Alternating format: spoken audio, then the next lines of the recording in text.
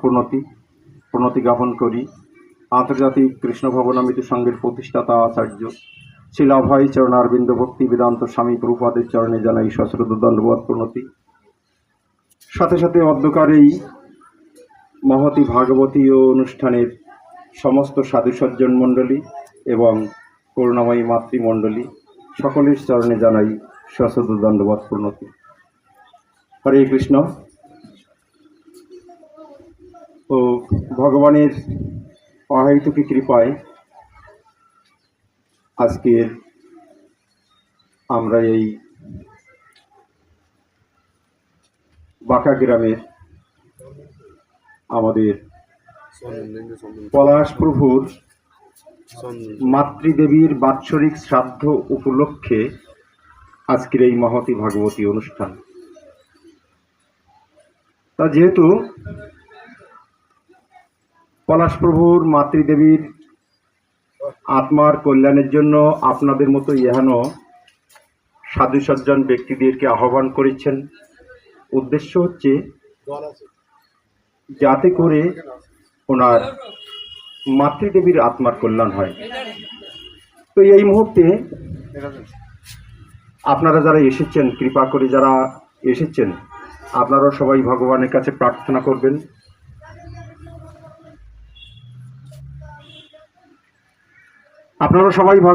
প্রার্থনা করবেন ভগবান যেন কৃপা করে আমাদের পলাশ প্রভুর মনোভীষ্টকে যেন পূর্ণ করেন এবং তার মাতৃদেবীকে যেন ভগবান কৃপা করে তার চরণ পাদপদ্মে যেন স্থান দান করেন।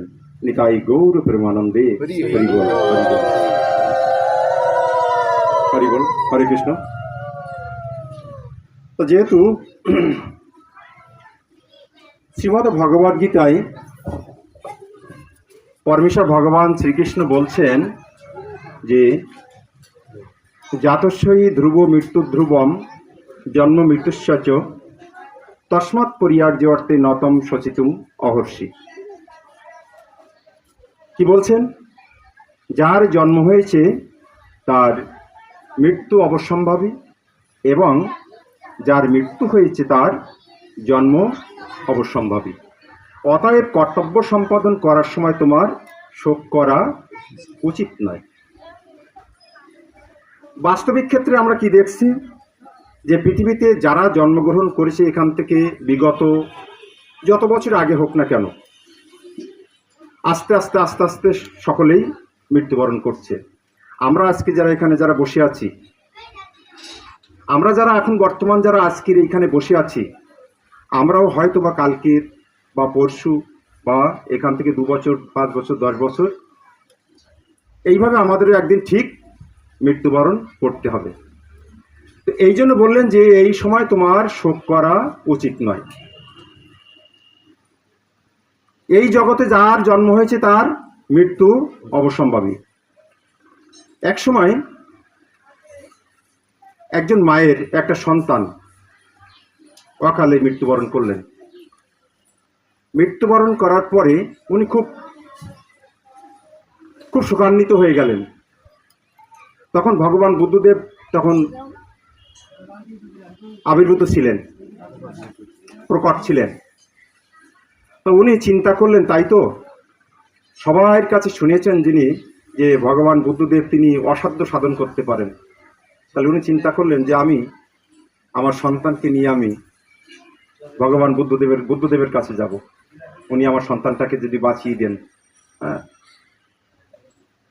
তো যেহেতু ওনার সন্তানটা মারা গিয়েছেন, তো উনি সন্তানটাকে নিয়ে বুদ্ধদেবের কাছে গিয়েছেন, যে প্রণাম করে সব কিছু বলেছেন। ভগবান বুদ্ধদেব বলছেন কি? তা বলছে, প্রভু ভাই, হে ভগবান, আমি আর অন্য কোনো কিছু চাই না। আমার একটা মাত্র সন্তান তিনি মৃত্যুবরণ করেছে, আমি শুধু আমার সন্তানটাকে আমি পুনরায় আবার জীবিত চাই। তবে বুদ্ধদেব বলছেন, ঠিক আছে মা, তো তার আগে তোমাকে একটা কর্তব্য আছে, সেই কর্তব্যটা তুমি যদি করতে পারো, সেইটা যদি করো, তাহলে তোমার মনোবাসনা পূর্ণ হতে পারে। কি বলছেন?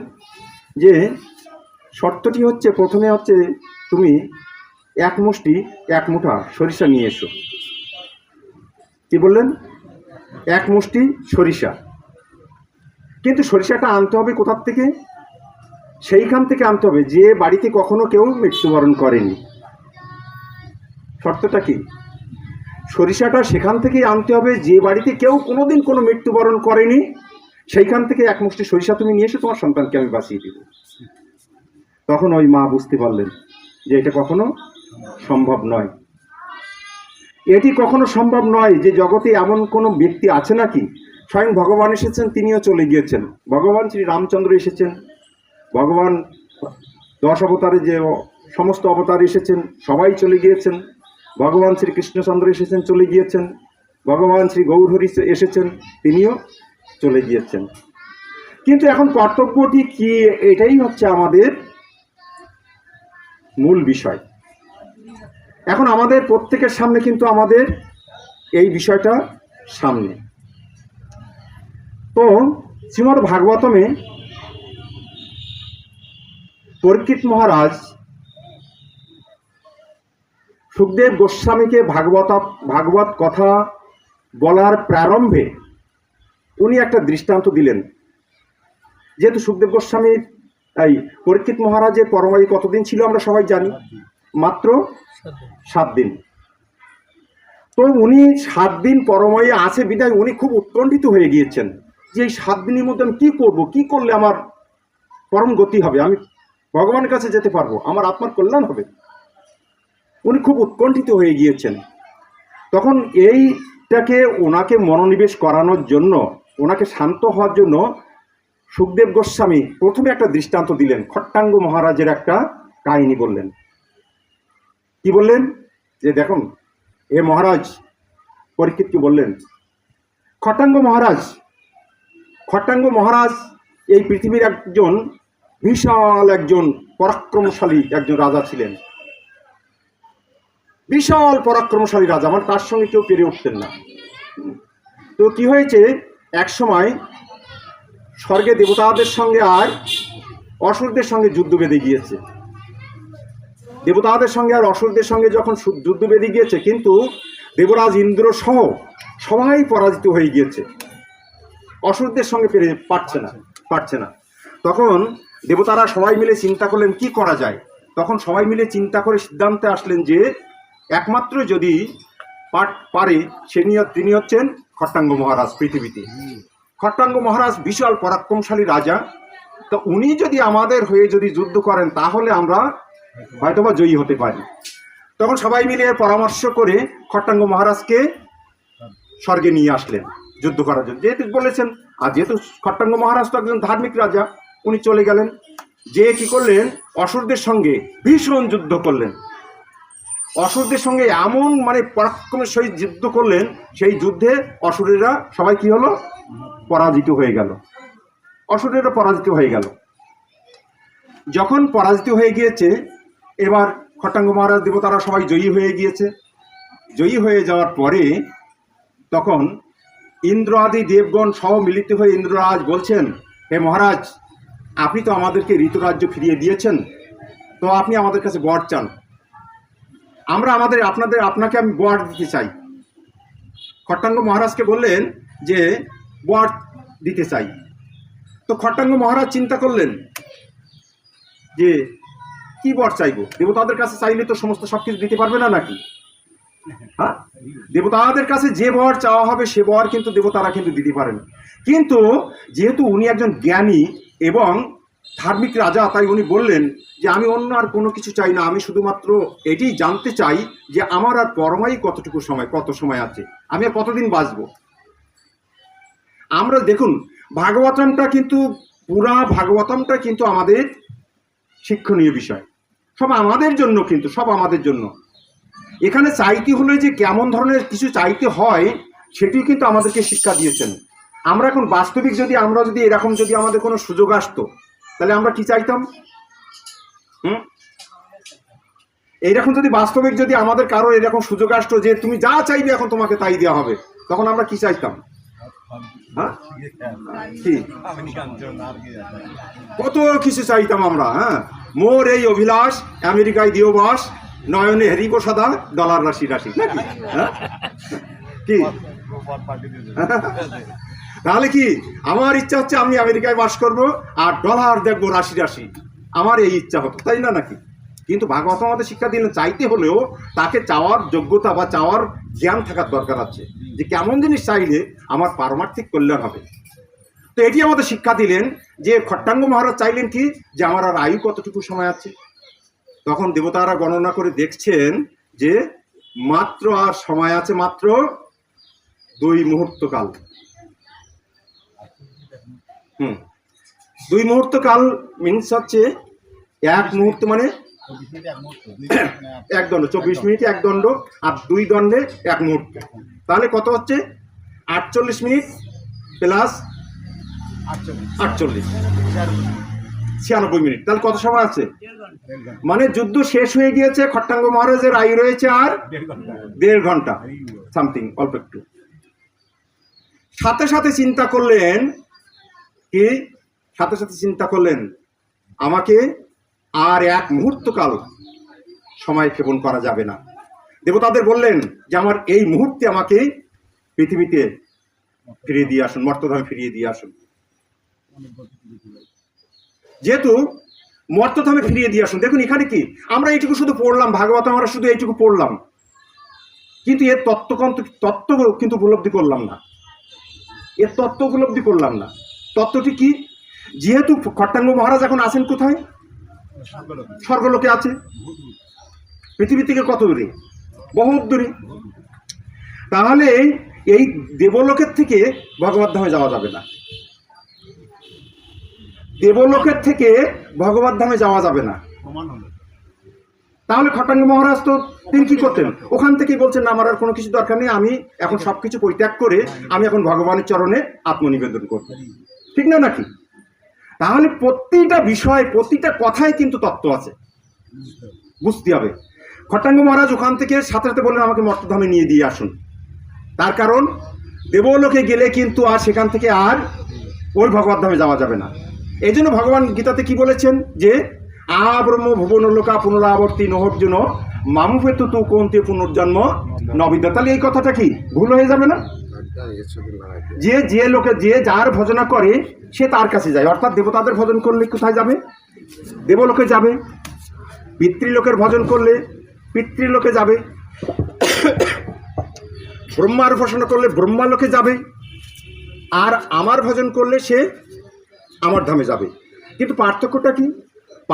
পার্থক্যটা হচ্ছে এই ব্রহ্মলোক পর্যন্ত সব হচ্ছে পুনরাবর্তনশীল।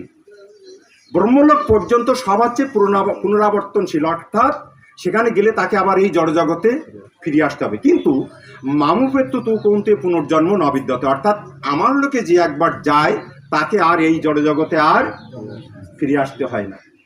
তাহলে সে তো উনি তো এখন দেবলোকে আছেন, তাহলে দেবলোকের থেকে তার ভগবত ধামে যাওয়া যাবে না। এই জন্য আমরা কেউ দেবলোকে যেতে চাই না। আমরা কিন্তু কেউ কিন্তু দেবলোকে যেতে চাই না। আপনারা যারা এখানে এসেছেন, যারা বুদ্ধিমান, তারা কখন দেবলোক, নৃলোক বা পিতৃলোক বা ব্রহ্মলোক পর্যন্ত আমরা কেউই যেতে চাই না। তার কারণ সেখানে গেলে ভোগ করতে হবে, আবার সেখানে গেলে আবার ভোগ করতে হবে। ভোগ করলে আবার কি হবে? ভোগে কি আসে? ভোগে দুঃখ আসে, অশান্তি আসে। তাহলে ভোগ করলে সেখান থেকে আমরা ভগবত ধামে যেতে পারবো না, আবার আমাকে এই জড়জগৎ ফিরে আসবে। খট্টাঙ্গ মহারাজ তাৎক্ষণিকভাবে তখন চলে আসলেন পৃথিবীতে। সময় চলে গেল 1 মুহূর্ত, থাকলো আর কত?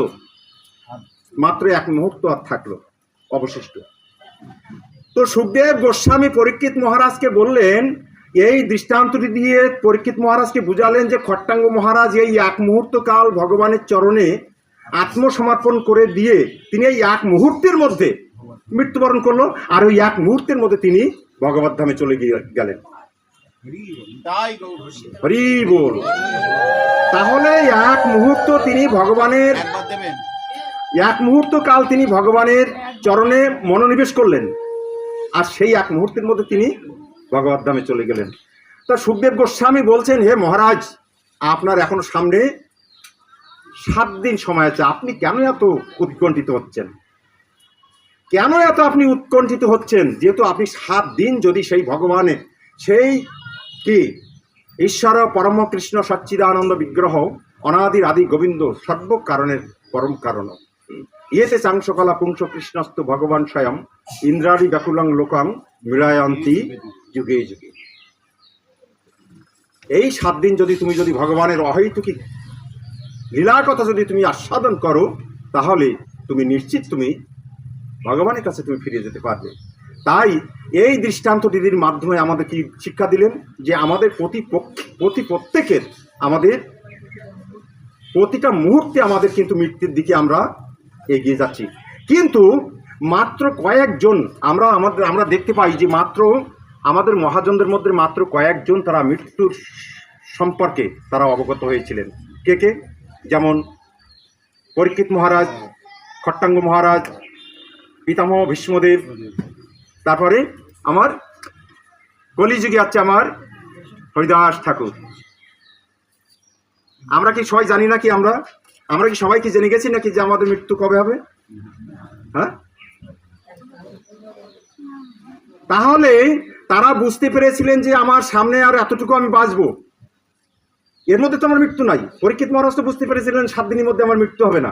আর আমরা কিন্তু এক মুহূর্তের কথা আমরা বলতে পারি। তারপরেও দেখুন আমরা কত নিশ্চিন্তে আমরা বসে আছি, আর এই কত নিশ্চিন্তে বসে আছি, কোনো রকমের কোনো টেনশন নেই। প্রহ্লাদ মহারাজ কি শিক্ষা দিলেন আমাদেরকে? প্রহ্লাদ মহারাজ কি শিক্ষা দিলেন? কৌমার আচরেতে প্রাজ্ঞ ধর্মান ভাগবতানিহ, যে কৌমার থেকে আমাদের ভগবত ভজন করা উচিত। আমাদের ব্রহ্মসূত্রের প্রথম সূত্রে মহর্ষি ব্যাসদেব বললেন অথাত ব্রহ্ম জিজ্ঞাসা। কি বললেন? অথাত ব্রহ্ম জিজ্ঞাসা। মনুষ্য জন্ম পাওয়ার পরে একমাত্র কর্তব্য হচ্ছে ভগবানের সঙ্গে সম্বন্ধ স্থাপন করা। মনুষ্য জন্ম পাওয়া মাত্রই একমাত্র কর্তব্য, আমাদের একমাত্র কর্তব্য কি? আমাদের একটাই মাত্র উদ্দেশ্য এখানে, আমাদের এই মনুষ্য জীবনে আমরা জন্মগ্রহণ করেছি একটাই উদ্দেশ্য, সেটি হচ্ছে আমাদের ভগবানের সঙ্গে সম্বন্ধ স্থাপন করা। তা না হলে কি হবে? সব কিছু বিফল হয়ে যাবে, সব কিছু একদম বিফল হয়ে যাবে। তো এই জন্য এখানে কুমার দেখুন, গতকালকে ভগবান শ্রী নৃসিংহদেবের আবির্ভাব তিথি চলে গেল না নাকি? খুবই মহিমান্বিত। যেহেতু এই নৃসিংহ চতুর্দশী কিন্তু এত মহিমান্বিত যে এ মহিমার কথা বলে কোনোদিন শেষ করা যাবে না। যেহেতু আমাদের সমস্ত অবতারগুলো অবতীর্ণ হয়েছেন হচ্ছে ধর্ম রক্ষা করার জন্য, আর সাধুদিগের পরিত্রাণ করার জন্য, আর অসুরদের বিনাশ করার জন্য। কিন্তু একটি মাত্র অবতার, সেটি হচ্ছে শুধুমাত্র একজন ভক্তের জন্য প্রকট হয়েছেন, শুধুমাত্র একজন ভক্তকে রক্ষা করার জন্য। দেখুন অন্যান্য সমস্ত অবতার, রাম অবতার হয়েছিলেন, ভগবান শ্রী রামচন্দ্র অবতীর্ণ হয়েছিলেন কিসের জন্য? রাক্ষসদের সবাই পরাস্ত করেছিলেন, তাই নাকি? রাক্ষস কুল মানে একটা কুল, তাদেরকে নিধন করলেন, আর এদিকে ভক্তদের রক্ষা করলেন। ঠিক এইভাবে 10 অবতার, সমস্ত অবতারগুলো ঠিক একই পর্যায়ে। কিন্তু শুধুমাত্র ভগবান নৃসিংহদেব শুধুমাত্র একজন ভক্তের জন্য অবতীর্ণ হয়েছেন। কে ছিলেন সেই ভক্তটি? প্রহ্লাদ মহারাজকে রক্ষা করার জন্য ভগবান শ্রী নৃসিংহদেব অবতীর্ণ হয়েছিলেন। তো এই বিষয়টা আপনারা জানেন সবাই, যে প্রহ্লাদ মহারাজ কত বছর ছিল তখন বয়স? মাত্র 5 বছর। আজকের আমাদের 5 বছর বয়সে আপনি একটু লক্ষ্য করুন তো, কি বুঝতে পারে সে? কি বুঝতে পেরেছিল? কেউ কি কিছু বুঝে নাকি ধর্ম সম্পর্কে? কিন্তু এই কথাটি যখন গুরুকুলে ছিলেন, প্রহ্লাদ মহারাজ যখন গুরুকুলে ছিলেন, গুরুকুল ছিল, গুরুকুলের শিক্ষক কে ছিলেন? ষণ্ড আর অমর্ক নাকি? 2 ভাই, মানে শুক্রাচার্যের ছেলে। হ্যাঁ, দত্তগুরু শুক্রাচার্যের ছেলে ষণ্ড আর অমর্ক, এনারা ছিলেন গুরুকুলের শিক্ষক। তো গুরুকুলের শিক্ষক গুরুদেবের মানে গুরুজি শিক্ষা দিয়েছেন যে সম্পর্কে প্রহ্লাদ মহারাজেরও ভিতরে সে কিছুই ঢোকেনি। প্রহ্লাদ মহারাজ বুঝতে পারছেন যে কি শিক্ষা দিচ্ছে, এসব তো উল্টোপাল্টা শিক্ষা দিচ্ছে। হ্যাঁ, এ তো উল্টোপাল্টা শিক্ষা দিচ্ছে। কিন্তু কি হয়েছে, যখন ওই গুরুপুত্র ষণ্ড আর অমর্ক শিক্ষক ওনারা যখন অন্যদিকে চলে যান, প্রহ্লাদ মহারাজ কি করেন? প্রহ্লাদ মহারাজ তখন যারা সহপাঠী ছিলেন ওদেরকে আবার শিক্ষা দেওয়া শুরু করেন। মানে উল্টে আবার শিক্ষা দেওয়া শুরু করেন। হ্যাঁ, মানে যে কথা কেহই জানে না সেই তত্ত্ব কথা, সেই কি অনাদি আদি গোবিন্দ কৃষ্ণের সেই তত্ত্ব কথা, সেই কথাগুলো আবার প্রহ্লাদ মহারাজ সে সহপাঠীদের আবার শিক্ষা দেন। হ্যাঁ, সেই শিক্ষা দেন। তখন এখানে সহপাঠীরা কিন্তু একদিন প্রশ্ন করেছিলেন প্রহ্লাদ মহারাজকে যে কি করে জানলে কি এই যে কথাগুলো, এই কথাগুলো তো আমাদের গুরুজি কখনোই তো শোনায়নি এগুলো, কিন্তু কি করে জানলে? কিন্তু এই কথার পরিপ্রেক্ষিতে প্রহ্লাদ মহারাজ দৃষ্টান্ত দিয়েছেন যে আমার গুরুদেব নারদ মুনি, আমি জেনেছি কিভাবে, এইটা কিন্তু আমাদের দৃষ্টান্ত দিচ্ছেন যে আমার গুরুদেব নারদ মুনি আমার মাকে যখন দেবতারা যখন হরণ করে নিয়ে যাচ্ছিল, হরণটা কাহিনীটা আপনি জানেন না নাকি? অনেকে জানেন না। যখন দৈত্যগুরু যখন হিরণ্যকশিপু যখন তপস্যা করছিলেন, দেখুন আগেকার যুগে দৈত্যরাও কিন্তু তপস্যা করতো, আর এখন আমরাও তপস্যা করি না, তাহলে কি আমরা কি কোনো অংশে কি কম আছি নাকি? এখন কোন ক্লাসের থেকে, মানে কোন কাদের থেকে, মানে শ্রেণী কোন দিকে? আমাদের দৈত্যর দিকে না আছে আমরা দেবতাদের দিকে নাকি? আগেকার যুগে দৈত্যরাও তপস্যা করতো, যেমন হিরণ্যকশিপু হিরণ্যাক্ষ, তারপরে ওদিকে শম্ভু নিশুম্ভ, রাবণ, কুম্ভকর্ণ, এরা তো সবাই তো অসুর ছিলেন, সবাই রাক্ষস ছিলেন, সবাই দৈত্য ছিলেন, কিন্তু তারাও সবাই কিন্তু বিশাল ধরনের তপস্যা করেছেন। তপস্যা করে তাও তপবলে বলিয়ান হয়েছেন, তপস্যা করেছেন। কিন্তু আজকের কি দুর্ভাগ্য আমাদের, যে আমরা বলছি আমরা সবাই মানুষ, হ্যাঁ, কিন্তু আমরা কোনো জপ তপ ধ্যান কোনো কিচ্ছুই আমাদের নাই, কিচ্ছুই নাই। আবার বলছি আমরা মানুষ, আবার বলছি আমরা সৃষ্টির সেরা জীব, হ্যাঁ, সৃষ্টির সেরা জীব আমরা আবার বলছি না নাকি? কিন্তু বলতেই হয় যে আমরা বলছি সৃষ্টির সেরা জীব, কিন্তু আজকে সব থেকে বড় কঠিন হচ্ছে মানুষ চেনা। একটা পশুকে সহজে চেনা যায়, একটা কুকুরকে দেখলেই আমরা চিনতে পারি যে এটা কুকুর, ওর থেকে আমার সাবধান থাকতে হবে। একটা হিংস্র পশু, বাঘ, ভাল্লুক যাই বলি না কেন, আমরা দেখলেই সেটা তাকে চিনতে পারি নাকি? সহজে চিনতে পারি না নাকি, যে তার থেকে আমার ক্ষতি হতে পারে। কিন্তু একটা মানুষকে দেখলে কিন্তু আমরা চিনতে পারছি না। কেন চিনতে পারছি না? মানুষ আকার হইলে কি হয়, করহ ভূতের কাম। মহাজন বলি দিই কেন তো চিনতে পারছি না। মনুষ্য আকার হইলে কি হয়, করহ ভূতের কাম, নহিলে বদনে কেন না বলহ শ্রীকৃষ্ণ গোবিন্দ নাম। হরে কৃষ্ণ প্রভু। শঙ্কর প্রভু এত লেটে কেন? বলে 9টার গাড়ি কটায় যাচ্ছে? হ্যাঁ, হরে কৃষ্ণ। বলছে আজকে দেখি গাড়িটা ঠিক আসছে। বলছে আজকের গাড়ি মানে? বলছি এতদিন পরে দেখলাম যে আজকের এই গাড়িটা সময় মতো পেয়েছি। তো বলছে কি? তো বলছে আজকে 9টায় পেয়েছি। তো বলছে এটা গতকালকে 9টার গাড়ি। এটা হচ্ছে গতকালকে 9টার গাড়ি। হ্যাঁ, তা কি বলছিলাম? হরে কৃষ্ণ।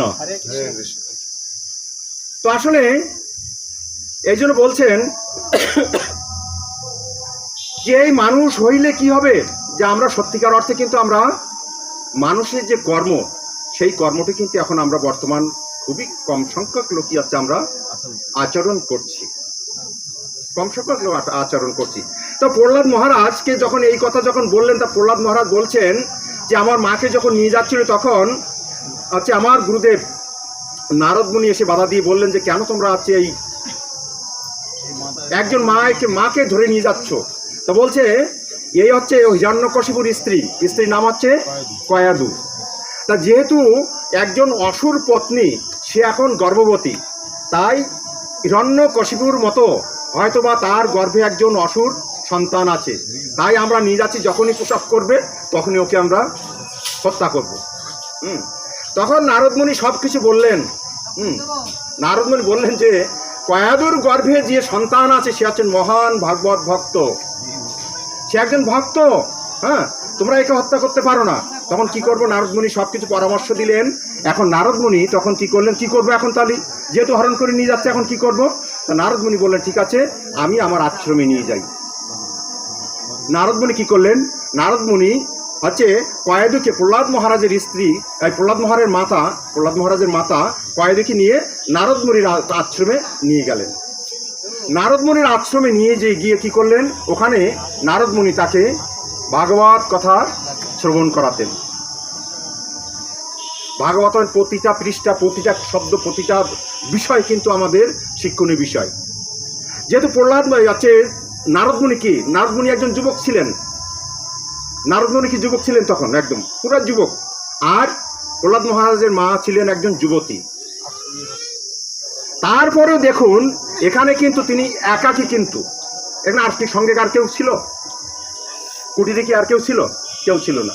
কিন্তু এখানে কি, এখানে দেখুন এখন একজন মহাজন তিনি তার আদর্শ আমাদেরকে শিক্ষা দিয়েছেন। তো প্রহ্লাদ মহারাজ বলছেন, ওই সময় আমি গর্বে ছিলাম এবং গর্বে থাকাকালীন আমার গুরুদেব নারদমুনি সব সময় আমার মাকে ভাগবত কথা আস্বাদন করাতেন, আর আমি সেই কথাগুলো আমি শ্রবণ করেছি। না, প্রহ্লাদ মহারাজ বয়স কত ছিল? মাত্র 5 বছর। খালি এই কথাগুলো তো তার জানার কথা নয়, কিন্তু তিনি জানলেন কেমনভাবে? ওই 5 বছর তিনি গর্বে থেকে তিনি ওই ভাগবত কথাগুলো তিনি শ্রবণ করছিলেন। তাহলে এর থেকে আমরা কি শিক্ষা পাইলাম? যে আমাদের যখন মায়েদের গর্ভে যখন সন্তান আসে, ঠিক যখন পঞ্চামৃত যখন খাওয়ানো হয়ে যায়, সেখান থেকে আমাদের মায়েদের কর্তব্য সম্পর্কে এখানে কিন্তু আমাদের শিক্ষা দিলেন। আজকে আমাদের সন্তানরা এমন হচ্ছে কেন? এমন হচ্ছে কেন? অ্যাজ ইট ইজ, একদম পুরো। আচ্ছা, ওই যে বয়সে, এই বয়সে আপনারা এখানে যারা আছেন, আপনারা কি এই সম্পর্কে কোনো কিছু ধারণা ছিল?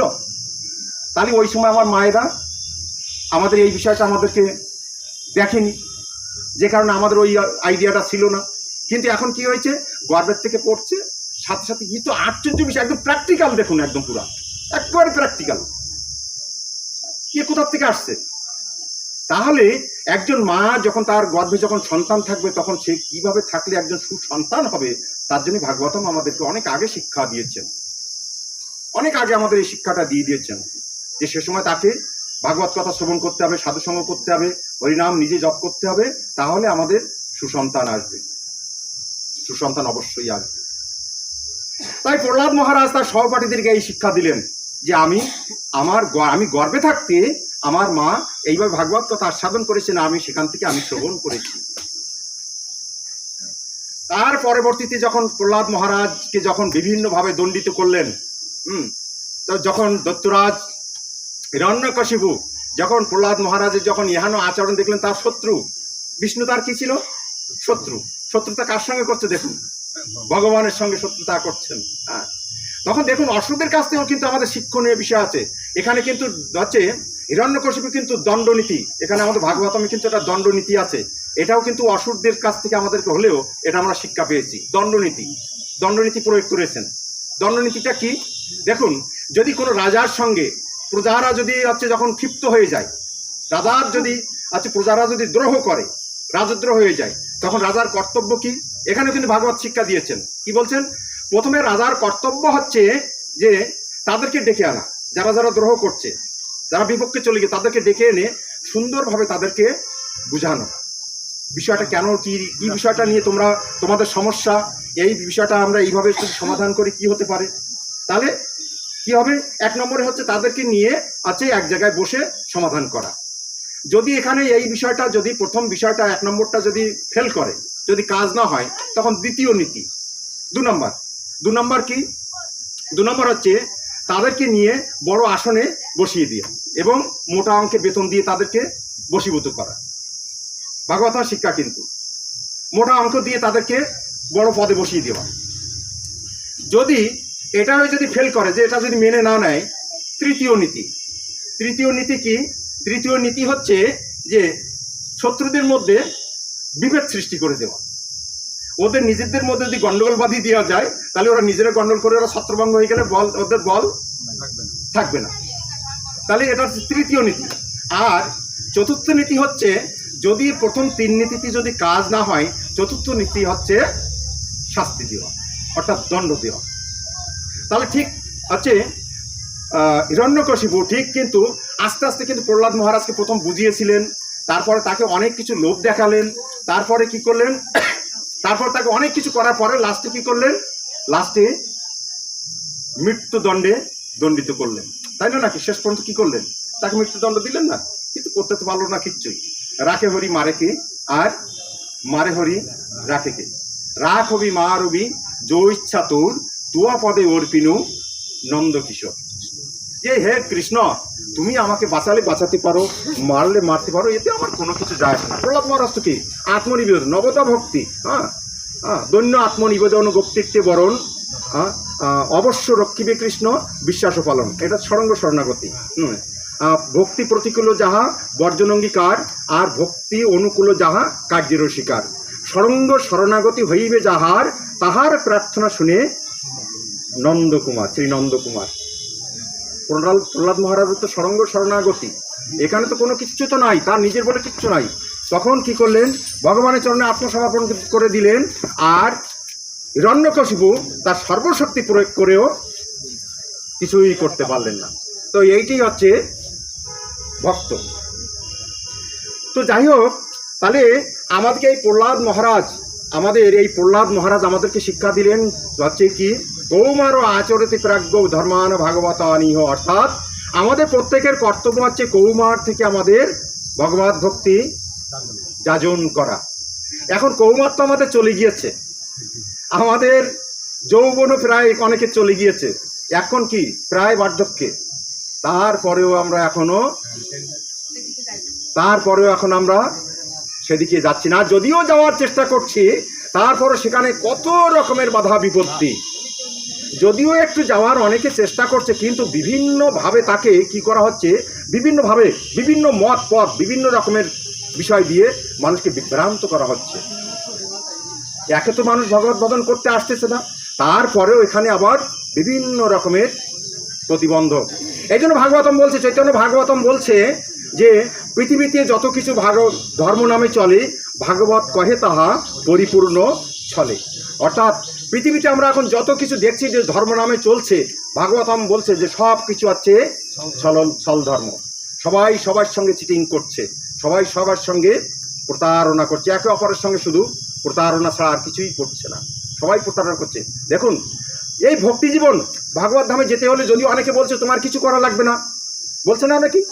অনেক আছে, তোমাকে ওই একাদশী করা লাগবে না, নিরামিষ খাওয়া লাগবে না, তারপরে ওই জপ টপ কিচ্ছু করা লাগবে না। আমি অনেকগুলো আমি এজেন্ট নিয়ে এসেছি, আমি সবাইকে আপনাদেরকে নিয়ে যাব। কত সহজ নাকি বাবা? কত সহজ। হীরা যদি কেউ সস্তা দামে দেয়, যদি আপনি কেনেন, তাহলে আপনি ঠকবেন না নাকি? হীরা কি কখনো কি সস্তা দেওয়ার বস্তু? হীরার তো কখনো দাম কমবে না। তাহলে কেউ যদি দেয়, অর্থাৎ যদি কেউ বলে যে কিচ্ছু করা লাগবে না, ভগবত ধামে নিয়ে যাব, তাহলে নিশ্চয়ই আপনাকে ঠকাচ্ছে। তার কারণ এখানে শাস্ত্রে কি বলছে? দুর্গং পথস্থাং কবায়া বদন্তি, উত্তিষ্ট জাগ্রত প্রাপ্য বরাং নিবোধত, ক্ষুরস্য ধারায়া নিশিতা দূরত্বয়া দুর্গং পথস্থাং কবন্তি। কি বলছেন?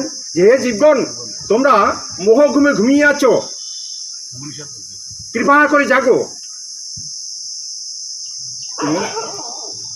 তোমার পারমার্থিক পথ অত্যন্ত দুর্গম, তাহা খুঁড়িয়ের অগ্রভাগের মতো ধারালো। উপনিষদে বলছে, কি বলছেন? যে হে জীবগণ, তোমরা ঘুমিয়ে আছো, তোমরা জাগো। পারমার্থিক পথ অত্যন্ত দুর্গম। কি সহজ নাকি? অত্যন্ত দুর্গম। দুর্গম মানে কি? কঠিন রাস্তা। সেই রাস্তাটির সঙ্গে তুলনা করেছেন যে খুঁড়িয়ের অগ্রভাগের মতো ধারালো। খুঁড়িয়ের আগা দিয়ে কখনো হাঁটা যায়? হ্যাঁ, পায়ে কি ফালা হয়ে যাবে না? তো বলছি পারমার্থিক পথ ঠিক এইরকম দুর্গম। তো এই ভগবত ধামে যেতে হলে কিন্তু সহজে বসে থাকলে হবে না, পরিশ্রম করতে হবে, কষ্ট স্বীকার করতে হবে। কষ্ট স্বীকার তো করতেই হবে। এই জন্য আমাদের মহাজনগণ কি বলেছেন? যে কলিযুগে সব থেকে সহজ সরলভাবে পন্থা দিয়েছেন। কলিযুগের জন্য সব থেকে আমাদের সরল পন্থা দিয়েছেন। সেই সরল পন্থাটিও যে আপনারা একটু ভেবে দেখুন, সেটি যদি এত কঠিন হয়, তাহলে আগের যুগের কত কঠিন ছিল। এখন কি বলেছেন, এখন যদি আমরা শুধুমাত্র যদি হরিনাম করি, যদি একটু জপ করি, একাদশী ব্রত থাকি, ব্যাস আমরা ভগবত হয়ে যেতে পারবো। এত সহজ এই কলিযুগে। আর এই সহজটাকেও আমরা মেনে নিতে পারছি না। এই এত সহজ, তাই আমরা মেনে নিতে পারছি না। তার মধ্যে কত কি ঢুকাচ্ছে আমাদের মাথায়। আসলে কি জানেন, যে আমাদের অনেক অনেক পাঠক আছে, একটা দৃষ্টান্ত দিয়েছেন। দৃষ্টান্তটা একটা বিমানের দৃষ্টান্ত দিয়েছেন, যে বলছেন ধরো বিমান আমরা সবাই দেখেছেন না নাকি? বিমান সবাই তো দেখেছি আমরা, প্লেন। এখন বিমান এসে বন্দরে ল্যান্ড করেছে। কি হয়েছে, এবার সমস্ত যাত্রীরা নেমে গেছে, পাইলট হোটেলে চলে গিয়েছে। এবার আসবে কারা? পরিচ্ছন্ন কর্মীরা। কি বিমান পরিষ্কার করার জন্য এবার গাড়ি এসে যখন ট্রেনে এসে যখন থেমে যায় স্টেশনে, তখন কি আবার একদল আছে, একটা শ্রেণী আছে তারা পরিষ্কার করার জন্য। এখন বিমান আছে পরিষ্কার করার জন্য, পরিচ্ছন্ন কর্মী থাকে, তারা পরিচ্ছন্ন কর্মীরা এসে গেছেন। বিমানে যে বিভিন্ন রকম ময়লা টলাগুলো থাকে, ওই যাত্রীরা তো ফেলে দেয়, ওগুলো পরিষ্কার করার জন্যে। এখন ওই পরিচ্ছন্ন কর্মী পরিষ্কার করতে করতে আছে পাইলটের ককপিটে গিয়েছেন। পাইলট যেখানে বসে বিমান পরিচালনা করে, যে ওখানে দেখা একটা বই পড়ে আছে। লেখা আছে বিমান চালানো পদ্ধতি, ভলিউম 1। কি লেখা আছে বইটিতে? বিমান চালানো পদ্ধতি ভলিউম 1, অর্থাৎ প্রথম খণ্ড নাকি? হ্যাঁ, প্রথম খণ্ড। এখন বলছে তাই তো, বিমান চালানো শেখার বই তো এটা দেখছি। হ্যাঁ, ঠিক আছে। এখন ওই পৃষ্ঠাটা আগলা করেছে। এখন এখানে লেখা আছে, দেখে ভিতরে লেখা আছে, যদি আপনি বিমানটাকে ইঞ্জিন যদি চালু করতে চান তাহলে কি, হ্যাঁ না, ওটা হচ্ছে প্রথম হচ্ছে নীল বোতামটি চাপ দিন। বলছে তাই তো, এখানে লেখা আছে দেখছি নীল বোতামটি চাপ দিন। এখনো চাপ দিয়েছে, দিলীপ পর কি হয়েছে? ইঞ্জিন স্টার্ট হয়ে গিয়েছে। যদি আপনি এগিয়ে নিয়ে যেতে চান তাহলে সবুজ বোতামটি চাপ দিন। তো বলছি রানিং তো হয়ে গিয়েছে, তাহলে কি করা যায়? একটা বলি, তাহলে এটা চাপ দিয়েছে, দিলে কি হয়েছে? ইঞ্জিন চালনা শুরু হয়ে গেছে। এখন যদি আপনি উড়াতে চান তাহলে হলুদ বোতামটি চাপ দিন। কি হয়েছে? দিয়েছে চাপ, দেওয়ার পরে কি হয়েছে? আকাশে উড়িয়ে গেছে। আকাশে যখন উঠছে তখন আনন্দের আর সীমা নাই। বলছে বাপ রে বাপ, এ তো বিমান চালানো এত সহজ, বিমান চালানো এত সহজ। এখন আকাশে উঠছে, আকাশে উড়ি বেশ কিছু সময় ওড়ার পরে বলছে তাহলে তো এখন নামতে হবে। এখন আবার পৃষ্ঠা উল্টিয়েছে, উল্টানোর পরে এখানে লেখা রয়েছে বিমান যদি আপনি কি ল্যান্ড করতে চান তাহলে আপনি আমাদের ভলিউম 2 বইটি পড়ুন আর আমাদের ফ্লাইট লার্নিং কোর্সে ভর্তি হয়ে যান। কি হলো, বুঝতে পেরেছেন? ও কোর্স কমপ্লিট, ওখানে আর লেখা নেই। এখন বিমান তো আকাশে, এখন ওখানে আর লেখা নেই যে কিভাবে নিচে নামাতে হবে। নিচে নামাতে হলে যে বইটি পড়তে হবে, দ্বিতীয় খণ্ড পড়তে হবে। দ্বিতীয় খণ্ডটি তো হাতে নাই। আর বিমান চালানোর যে লার্নিং কোর্স, ওই কোর্স করে আসতে হবে। এখন বিমান হচ্ছে আকাশে, এখন উপায়টি কি হবে? কোনো উপায় আছে? আল্লাহ নামবে, ভয় ভেঙে চলে নামবে, না আগুন ধরে নামবে, যা একটা হয়তো নামবে। হ্যাঁ, তাহলে এটিকে বলা হয়েছে যে অল্প কিছু জানার পরে যদি কিছু বলা হয় তা সেটিকে এর সঙ্গে তুলনা করা হয়েছে, নামাতে পারবে না। এই জন্য আমাদের মহাজনগণ বলছেন যে কে তোমাকে কবে কি কথা কহিবে, সে কথা ভাবিলে আর কি চলিবে, বিপদে সম্পদে রাখিবে যে পদেই, তার পদ কেন ভাবো না, যার মুখে ভাই হরি কথা নাই তার কাছে তুমি যেও না। সব কথাই আমাদেরকে একদম পরিষ্কার বলে দিয়ে গিয়েছেন। হ্যাঁ, পদকর্তারা সব বলে দিয়ে গেছেন। কি বলেছেন? যে এইরকম ধরনের কথা যারা বলছেন তারা ঠিক ওই পর্যন্ত আপনাকে নিয়ে যেতে পারবে, তারপর যে আপনি যে কোথায় যাবেন শেষ সিদ্ধান্ত আর আপনাকে আর দিতে পারবে না। ওই রকম কিছু দিতে পারবে।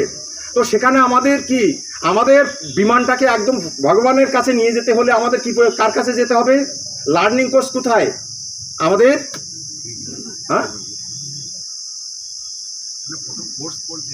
প্রথম কোর্স কি? সেটি হচ্ছে শ্রীমদ্ ভগবত গীতা। ভীষ্মদেবের কাছে যখন গিয়েছিলেন, যখন যুদ্ধের শেষে যখন যুধিষ্ঠির মহারাজ, পঞ্চপাণ্ডব সবাই মিলে তখন ভীষ্মদেব তো হচ্ছে সরসজ্জায় তখন সবাই কৃষ্ণ সহ সবাই গিয়েছেন ভীষ্মদেবের কাছে পিতামহ ভীষ্মদেবকে দেখার জন্য। তখন যেহেতু উনি তখন সরসজ্জায় শায়িত আছেন, আমরা তো শুনি মুখস্থ হয়ে গেছে। একটুবার ভেবে দেখেছেন পায়ে যদি একটা কাঁটা ফোটে তা আপনি কি অবস্থা হয়? আপনার সামান্য একটা কাঁটা পড়লে যতক্ষণ ওই কাঁটাটাকে আপনি না বার করতে পারবেন তত সময় আপনাকে যন্ত্রণা ভোগ করতে হবে। আর ভীষ্মদেবের শরীরে, টোটাল শরীরে এক ধার থেকে বাণগুলো বিঁধেছে, আর এক ধার দিয়ে বের হয়ে গিয়েছে, এবং একটা দুইটা বাণ নয়, শত শত বাণ শরীরের এ ধার দিয়ে ঢুকেছে, ও ধার দিয়ে বেরিয়ে গেছে, ওই অবস্থায় পড়ে আছে। চিন্তা করতে পারেন আপনি? শুধু আমরা বলি আরে ভীষ্মদেব সরসজ্জায় ছিলেন ও অতদিন ভাবি কি আমরা এগুলো ভাবি? এইভাবে পড়েছিলেন ভীষ্মের মতো একজন মহাজন। তারপরে দেখুন কর্মের ফল কিন্তু কাউকে ছাড়বে না। কর্মের ফল কিন্তু সবাইকে কিন্তু ভোগ করতে হবে, প্রত্যেকের ভোগ করতে হবে। সেটি আমাদের দেখিয়ে দিয়েছেন ভীষ্মের মতন একজন মহাজন। আমাদের দ্বাদশ মহাজনের মধ্যে কিন্তু একজন, কিন্তু দ্বাদশ মহাজনের একজন। তো এ কাহিনীটা আপনারা অনেকে জানেন না নাকি? হ্যাঁ, অনেকে জানেন না, অনেকে জানেন। যাই হোক, ভীষ্মদেবের এই অবস্থাতে হওয়ার কারণ ছিল, সংক্ষিপ্ত বলছি, একটা সাপ, অন্য আর কোনো কিছু না। পথ দিয়ে যাচ্ছেন উনি, আগের জীবনে একজন মুনি ছিলেন। পথ দিয়ে যাচ্ছেন, যেতে যেতে হঠাৎ করে সামনে একটা সাপ পড়েছে। হাতে একটা লাঠি ছিল, কিন্তু মারেনি। হাতে একটা লাঠি ছিল, সাপটাকে সরিয়ে দিয়েছেন। কিন্তু সরিয়ে দেওয়ার পরে কি হয়েছে, ওই সাপটা যে পড়েছে একটা কাঁটার ঝোপে পড়ে, কাঁটার ঝোপের উপরে পড়ে যেয়ে কাঁটা বিদ্ধ হয়ে গেছে। ওইভাবে ওখানে পড়েছিল। কিন্তু ভীষ্মদেব কিন্তু এইটা কিন্তু আজ উনি কিন্তু জানতে পারেনি যে সাপটা যে কি হলো। উনি তো মারেনি তো। কিন্তু দেখুন প্রারব্ধ অপ্রারব্ধ কর্মের ফল যে আমাদের কিভাবে আসবে। এই যে হচ্ছে অপরাধ, এই যে পাপ হলো, এই পাপের ফল কিন্তু ওই ভীষ্মদেবের যে হচ্ছে শত শত তীরবিদ্ধ অবস্থায় কুরুক্ষেত্রে ওই ময়দানে পড়ে থাকতে হলো, ওই সর্প যে ওই কাঁটার উপরে পড়েছিল, ওই পাপের ফল, অর্থাৎ ওই কর্মের ফল। কর্মের ফল সাংঘাতিক, আর এই হিসাব খুব কঠিন। আমাদের এই যে আমরা এখন যে বর্তমান সময়, যে এই বর্তমান এই জীবনে যে আমরা যে কর্মগুলো করছি, এই কর্মের ফল আমরা এই জীবনে ভোগ করতে পারি, সামনের জীবনে ভোগ করতে পারি, আবার সামনের জীবনে না ভোগ করে তারপর এখানে কত জন্মের পরেও যে আমাদেরকে ভোগ করতেই হবে। গান্ধারী তার 50 জন্মের পরে যেয়ে তাকে ভোগ করতে হলো। গান্ধারীর 50 জন্ম গত হয়ে গিয়েছিল।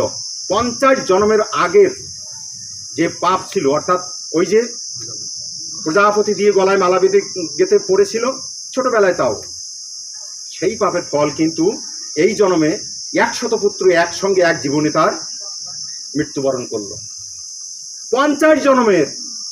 এই জন্য আমরা অনেক সময় বলি, আমরা সিদ্ধান্ত দেখেছেন, আমরা সবাই তো এক একজন পণ্ডিত, তাই না? জানি না কিছু, কিন্তু পণ্ডিত সবাই পণ্ডিত। হ্যাঁ, বলছে আরে আমাদের তো পাশে তো দেখলাম একজন কি হচ্ছে, একজন ক্রাইম, বাপরে বাপ, কই তার তো কোনো শাস্তি নেই, দিব্যি তো হেসে খেলে খাচ্ছে, রিল্যাক্স করছে। হ্যাঁ, আমাদের সিদ্ধান্ত এইরকম যে কই তার তো কোনো কিছু হচ্ছে না, দিব্যি সে তো দেখলাম হচ্ছে, সে এইভাবে হচ্ছে মানে রিল্যাক্স করতে করতে সে মৃত্যুবরণ করলো, কই কোনো পাপ তার হলো, শাস্তি ভোগ হলো না। বাবা, এই দায়িত্ব তোমার আমার নয়, এই দায়িত্ব আমাদের নয়। ও যে কখন কোন জন্মে যে কোথায় দিয়ে ভোগ করতে হবে তার কোনো ঠিক নাই। এদিকে আছে ওদিকে নাই, ওদিকে আছে এদিকে নাই, এই রকম হিসাবটা। এদিকে আছে ওদিকে আছে, ওদিকেও নাই এদিকেও নাই। হ্যাঁ, এটা অনেক হিসাব আছে, অনেক হিসাব আছে। যাই হোক, তখন এইবার যখন পিতামহ ভীষ্মদেবের কাছে যখন পঞ্চপাণ্ডব সহ কৃষ্ণ যখন গিয়েছেন, তখন যুধিষ্ঠির মহারাজ বলছেন, হে পিতামহ, প্রণাম ঠাম করার পরে যে আমাদেরকে কিছু ধর্মীয় উপদেশ দিন, আমাদের কিছু উপদেশ দিন। তখন পিতামহ ভীষ্মদেবী একটা কথা বললেন, এক কথায় উত্তর দিলেন, হে যুধিষ্ঠির, তোমাদের সঙ্গে ভগবান স্বয়ং আছেন কৃষ্ণ। আর কৃষ্ণ যে কথাগুলো বলেছেন, কৃষ্ণ যে কথাগুলো বলছেন, ওই কথাগুলি হচ্ছে ধর্ম। কি ভগবান কৃষ্ণচন্দ্র যে কথাগুলো বলেছেন, যুধিষ্ঠির মহারাজ বলছেন যে যে কথাগুলো বলেছেন ওটাই হচ্ছে ধর্ম। আর সেই কথাগুলো কি ছিল? শ্রীমদ্ ভগবদ গীতা, একটি মাত্র শাস্ত্র, পরমেশ্বর ভগবান শ্রীকৃষ্ণের নিজেই যে কথাগুলো বলেছেন সেটি হচ্ছে শ্রীমদ্ ভগবদ গীতা। আর এই গীতায় যে দর্শনগুলো, গীতার যে কথাগুলো, এই কথাগুলোই মানলে ব্যাস আমাদের শেষ, আর কোনো কিছু করা লাগবে না, কোনো কিছুই করা লাগবে না। গীতার যে কথাগুলো আছে, আর না হলে আমাদের কি হবে জানেন? দুর্যোধন যখন লাস্টে যখন কুরুক্ষেত্রের যুদ্ধে যখন উরুভঙ্গ হয়ে যখন পড়ে আছে, তখন কৃষ্ণ আস্তে আস্তে হাঁটতে হাঁটতে দুর্যোধনের পাশে গিয়েছেন।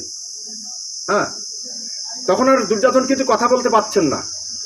তখন দুর্যোধন 3টা আঙুল উঁচু করেছেন, কথা তো ভালো বলতে পারছে না, যেহেতু মৃত্যুর সময় মানুষকে মৃত্যু যন্ত্রণা এসে গেছে, তখন তা 3টা আঙুল উঁচু করেছেন দুর্যোধন। তখন কৃষ্ণ বলছে যে কি ব্যাপার, তুমি কি বলতে চাইছো কি? তখন আস্তে করে বললেন যে হে কৃষ্ণ, আমার জীবনের 3টি ভুলের জন্য আজকের আমার এই দুর্গতি, সব আমাদের শিক্ষার জন্য। বলেন আমার জীবনে আমার 3টি ভুলের জন্য আমার আজকের এই অবস্থা। তো বলছে কি? তো দুর্যোধন বলছেন যে হে কৃষ্ণ, আমার প্রথম ভুলটি ছিল আমি যখন অর্জুন আর আমি যখন আপনাকে নেওয়ার জন্য যখন পক্ষে নেওয়ার জন্য গিয়েছিলাম, তো সেই সময়কার একটা কাহিনী আছে। যা হোক, তারপরেও কৃষ্ণ বলেছিলেন, কৃষ্ণ যখন বললেন যে দেখো, একদিকে আমি আর একদিকে হচ্ছে আমার 1,00,000 নারায়ণী সেনা। কি বললেন? একদিকে আমি থাকবো। এখন অর্জুন আর দুর্যোধনকে বলছেন যে 2টা ভাগ করছে, একদিকে আমি একা আর একদিকে থাকবে আমার 1,00,000 নারায়ণী সেনা। 1,00,000 নারায়ণী সেনা। এখন আমি একদিকে যেদিকে থাকবো আমি কিন্তু যুদ্ধ করব না, আর ওই 1,00,000 যে নারায়ণী সেনা সবাই আমার মতো যোদ্ধা, সবাই পরাক্রমশীল, আমার মতো যোদ্ধা। হ্যাঁ, তাহলে এই 1,00,000 নারায়ণী সেনা একদিকে আর একদিকে হচ্ছে আমি আবার যুদ্ধ করবো না। এখন কে কার নীতি চাচ্ছ? দুর্যোধন চিন্তা করছে যে আমি চিন্তা করলাম যে একে তো কৃষ্ণ একা, তারপরেও সে যুদ্ধ করবে না, তাহলে এ নিয়ে আমার দরকার নেই, নিয়ে কি করবো আমি? তাহলে আমার 1,00,000 নারায়ণী সেনা যেন বিশাল সব বলশালী, তাহলে আমি 1,00,000 নারায়ণী সেনা নেওয়াই আমার বুদ্ধিমান হবে, বুদ্ধিমানের কাজ হবে। তাই সেদিনকে আমি আপনাকে বাদ দিয়ে আমি এই সেনাদেরকে আমি নিয়েছিলাম। এটাই হচ্ছে আমার প্রথম ভুল। দেখেছেন, আমরা কি আমরা মনে করি আরে কৃষ্ণ কি আমাদের রক্ষা করবে, কারা আমাদের রক্ষা করবে, অমুক রক্ষা করবে, তমুক রক্ষা করবে, ইত্যাদি ইত্যাদি কত কিছু আমাদের জানাই রক্ষা করবে, তাই না? নাকি আমরা ভগবান যে আমাদেরকে রক্ষা করবে এটা কিন্তু আমাদের এই দৃঢ় বিশ্বাস কিন্তু আমাদের নাই। তাহলে আমরা কি দুর্যোধনের দলে না আমরা অর্জুনের দলে? দুর্যোধনের দলে আছি আমরা। হ্যাঁ, আর অর্জুন কি সিদ্ধান্ত নিয়েছিলেন যে হে কৃষ্ণ, তুমি যদি আমার সঙ্গে থাকো আমার আর কারোর আর দরকার নাই। হ্যাঁ, তাহলে এইটা হচ্ছে বিচার, এইটা হচ্ছে বিচার। কি হলো? এইটাই ছিল আমার প্রথম ভুল। দ্বিতীয় ভুল ছিল আমার মা অনেকবার বলেছে এই যুদ্ধ করার দরকার নেই। তারপর গান্ধারী তিনি কিন্তু সতী নারী, তিনি কিন্তু জানতেন কিন্তু অনেক কিছু। গান্ধারী জানতেন যে এই যুদ্ধের পরিণতি কি হবে, এবং যেদিনকে প্রণাম করতে গিয়েছিলেন সেদিনকেও বলেছিলেন যে যথা ধর্ম তথা জয়। সেদিনকেও কিন্তু মা কিন্তু বলেনি যে পুত্র তুমি জয়ী হয়ে এসো, কারণ জ্ঞানী মা তো। গান্ধারী কি করবে, গান্ধারী কিন্তু জ্ঞানী মা, হ্যাঁ, কিন্তু সরাসরি কিন্তু আশীর্বাদ দিতে পারেনি। সেখানে বলেছিলেন যথা ধর্ম তথা জয়। আর আমার মা এক সময় বলেছিলেন, হে দুর্যোধন, আমি অক্ষয় তৃতীয়া ব্রত করেছি, তুমি আমার সামনে এসো, আমি যদিনকে অক্ষয় তৃতীয়া ব্রত করে বা চক্ষু করলে উন্মিলন, তোকে করলে দর্শন, সর্বাঙ্গ লোহা তোর সর্বাঙ্গ দেহ তোর লোহার মতো শক্ত হয়ে যাবে। গান্ধারী অক্ষয় তৃতীয়া ব্রতের দিনকে ব্রত করে তার পরের দিন কিন্তু একদিন কিন্তু চোখ খুলিয়েছিলেন, একদিনের জন্য। তো ওই সময় দুর্যোধন বললেন যে মা আমি কিভাবে যাব? তা বলছে তোমার যুধিষ্ঠির দাদা যেভাবে বলে সেইভাবে তুমি আসবে। তার কারণ মা জানতেন যে যুধিষ্ঠির মহারাজ যথার্থ উপদেশ দিবে। তার কারণ তিনি কখনো বলবে না যে যদিও শত্রু, কিন্তু তাতে কিন্তু তার কিন্তু সে কিন্তু কোনো কুণ্ঠিত হবে না, যথার্থ উপদেশ কিন্তু তিনি, এটা মা কিন্তু জানতেন। তোমার যুধিষ্ঠির দাদা যেভাবে বললো তুমি সেইভাবে আসবে। যখন যুধিষ্ঠির দাদা যখন শুনলেন যে আমার মা তো এইভাবে দর্শন করতে চাইছে, আমি কিভাবে যাব? তখন মা যখন দর্শন করতে চেয়েছে আর তোমার যখন সর্বাঙ্গ দেহ তোমার হচ্ছে লোহার মতো শক্ত হয়ে যাবে, তাহলে তুমি তোমার মায়ের কাছে তাহলে উলঙ্গ হয়ে যাও। মায়ের কাছে সন্তানের উলঙ্গতার কোনো ব্যাপারই না, কোনো ব্যাপার নাকি? মার ছেলে যেখানে বাৎসল্য ভাব। তখন বলছে ঠিক আছে, যুধিষ্ঠির মহারাজ বলে দিলেন। আর এই অবস্থায় যদি আবার ওদিকে যদি যান তাহলে কি হবে? দুর্যোধনের তো মৃত্যু হবে না, হবে কি? কৃষ্ণ দেখলেন বিপদ এসে গেছে, তো এটা অত সম্ভব হতে দিলে হবে না। কৃষ্ণ দেখছেন এ তো রোধ করতেই হবে, তার কারণ এইভাবে যদি যায় তাহলে তো কি হবে, তার সে তো লোহায় পরিণত হয়ে যাবে, তো কখনো তো মৃত্যুবরণ করবে না। তখন সামনে যে হাজির হলেন কৃষ্ণ, কৃষ্ণ হাজির হয়ে বলছে কি ব্যাপার, এইভাবে যাচ্ছ কেন বেআই মশাই? হ্যাঁ, কি ব্যাপার?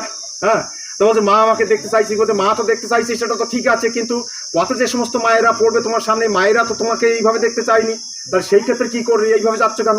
হ্যাঁ, তাও তো কথা ঠিক, তাহলে কি করা যাবে? কলার পাতা আপাতত পড়ে যাও, আপাতত একটা এতে কলার পাতা তুমি পড়ে যাও। তখন কি করলেন, তাও তো ঠিক।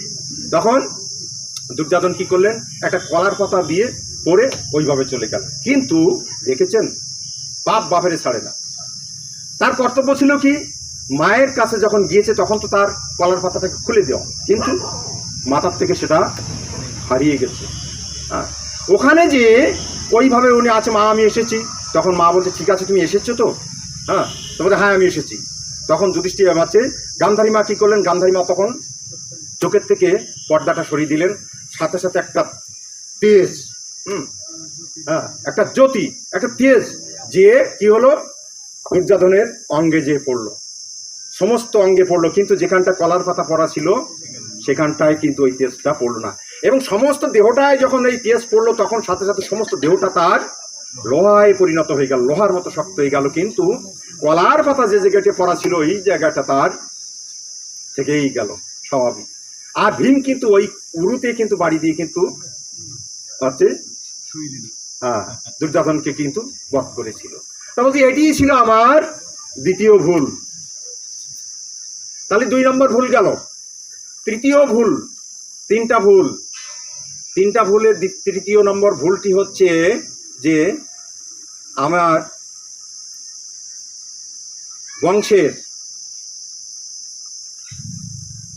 বংশের বধূ কে ছিলেন? দ্রৌপদীকে আমি প্রকাশ্য রাজসভায় সকলের সম্মুখে আমি লাঞ্ছিত করেছিলাম, অপমান করেছিলাম। দ্রৌপদীকে আমি লাঞ্ছিত করেছিলাম, আর এই মাতৃজাতি লাঞ্ছিত করার ফলে আমার আজকের এই অবস্থা। ওখানে আরো কয়েকটা তুলে ধরেছেন।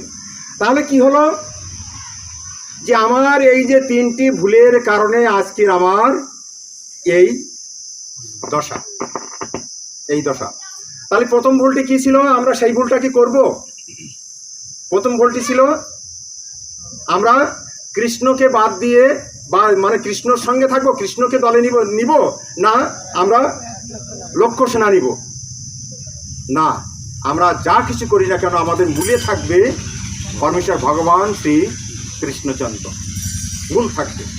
আর যাই কিছু করি না কেন, তাহলে সেটি থাকবে আমাদের মূল লক্ষ্য। দ্বিতীয়ত হলো, আমাদের পিতামাতার কোনো প্রকারের অসম্মান করা যাবে না।